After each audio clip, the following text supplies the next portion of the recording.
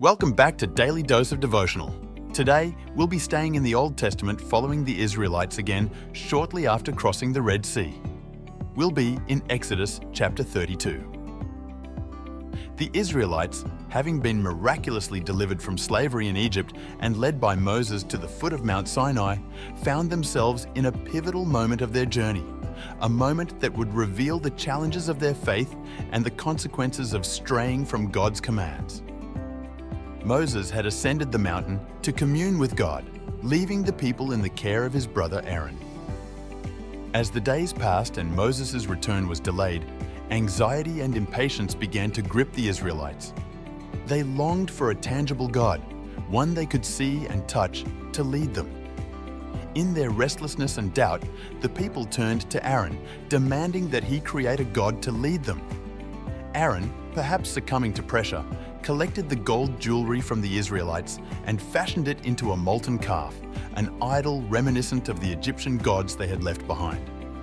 With the golden calf now before them, the people proclaimed, "These are your gods, O Israel, who brought you up out of the land of Egypt." They embraced the idolatry that had plagued them for generations. It's important to point out that Aaron, in a position of leadership, gives in to the people's demands instead of standing firm in faith and obedience to God. Aaron's compromise is a sobering reminder of the responsibility of leadership and the ease with which we can be swayed by the demands and expectations of others. It challenges those in leadership to remain steadfast in their commitment to God, even under pressure. Meanwhile, on Mount Sinai, God revealed the people's transgression to Moses. In his anger, he declared his intention to destroy the rebellious nation. But Moses, a faithful intercessor for his people, pleaded with God for their forgiveness. He reminded God of his promises to Abraham, Isaac, and Jacob, and implored him to show mercy. Moved by Moses' plea, God relented from his initial plan of destruction, but not without consequences. Moses descended the mountain with the tablets of the 10 Commandments in his hands, a symbol of God's covenant with his people. When he saw the revelry and idolatry taking place, he shattered the tablets in righteous indignation and took the calf and burned it in the fire. Moses confronted Aaron, who offered a feeble excuse for his role in creating the golden calf. Moses, after seeing the people running wild, called the faithful to his side, saying, "Who is on the Lord's side? Come to me." The Levites, recognizing the gravity of the situation, rallied to Moses' side. In a solemn act of judgment, the Levites struck down those who had been involved in the idolatrous worship.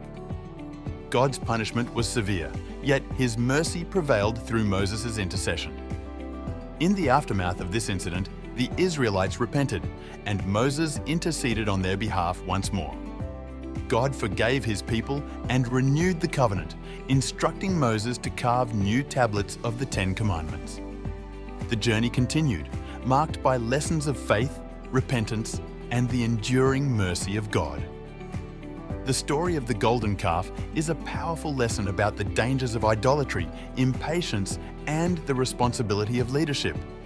It teaches us about the importance of faithfulness to God, the dangers of compromising under pressure, and the need for righteous anger coupled with intercession. As we reflect on this story, let us consider how we can apply its lessons to avoid idolatry in our own lives and to remain steadfast in our commitment to God.